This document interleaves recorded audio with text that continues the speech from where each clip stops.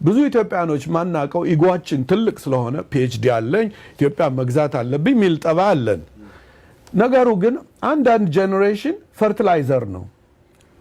ፈርቲላይዘር ማለት ምንድነው? ለሚመጣው ትውልድ የማይቀር ትውልድ ነው። ፋነን every generation has a responsibility, some fulfill, some betray ይላል። የሚመጣ ጄኔሬሽን አለ። ለዚያ ግን ምግብ ልትሆነው አትሊስት ይችላልህ ወይ ነው ጥያቄው። ይሄም humble submission ያስፈልገዋል። አይ ሰብሚት ማለት አለብን። አለዛ እኔ ከሞት ሰርዶ አይብቀል ያለ እኔ ኢትዮጵያ የለችም። ለዚህ ነው ኢትዮጵያ የሚለው ላይ ኢንጌጅ ላረግም አልፈልግ ጥያቄ ላይ። ምክንያቱም ችግሩ መሰለ ድሮም ከኢትዮጵያ ማፈንገጥ የተጀመረው ማፈንገጥ ፈልጎ ሳይሆንና ፈረንጆች ቆርቆራውት ሳይሆን ኢትዮጵያዊ ነኝ የሚለው ነው እንድታፈነግጥ የሚያደርግህ የሚጠይቅህ። መጀመሪያ ራሱን ታሪኩን ሳቅ የኢትዮጵያን ሴንትራሊቲ ይዞ ቪዛህን ይጠይቅሃል። ያን አፈንግጠት ይሄዳል፣ ይሰለቻል። ብዙ ከኢትዮጵያ የሚነጠል ብዙ አፍሪካ የሚኮራባት ሀገር፣ ካሪቢያኖች የሚኮራባት ሀገር፣ አፍሪካን አሜሪካኖች የሚኮራባት ሀገር ኢትዮጵያ ነበረች። ባይብል ሁሉ ያለች ናት።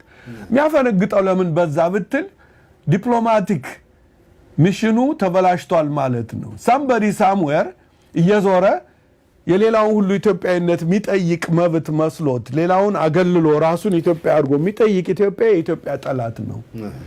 ኢትዮጵያን የሚወድ ሰው ግን ኢንክሉሲቭ የሆነ አብረን እንጂ ቪዛ ጠያቂ ብዙ ኢትዮጵያኖች ስናድግ አረጋንት ነን።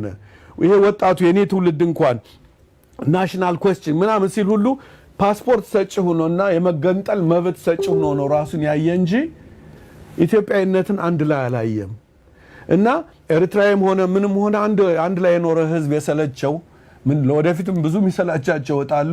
እቺ መሐሉን ይዞ እኔ እኮ ኢትዮጵያዊ ነኝ ብሎ አንተን የሚያሰቃይህ ነው ችግሩ እንጂ ኢትዮጵያዊነትን ዓለም የሚመኛት ሲምቦል ነበረች። አነሳ አሜሪካኖች ጥቁር አሜሪካኖች ሰለቻችሁን ይላሉ። ለካ እናንተ ናችሁ ኢትዮጵያኖች። እኔም ላቻው ነው አሁን የመጣ ነው እኮ አይደለም ማየት ያለባችሁ። ጣሊያን የተጋጠሙትን እስቡ፣ አድዋ ላይ ወደቁትን እስቡ። አሁን የመጣ ነው ቪዛና ኢኮኖሚክ ማይግሬተርስ ነን። የኢትዮጵያን አንዳንዴ ፓርት ታይም ነው። ኢቭን ኢትዮጵያዊነታችን ፓርት ታይም ነው እንጂ ፉል ታይም አይደለም።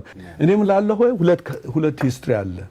ከጣሊያን ጦርነት በፊት ዳይኖሶርስ ወር ኢን ኢትዮጵያ እነሱ ኢትዮጵያዊ ናቸው።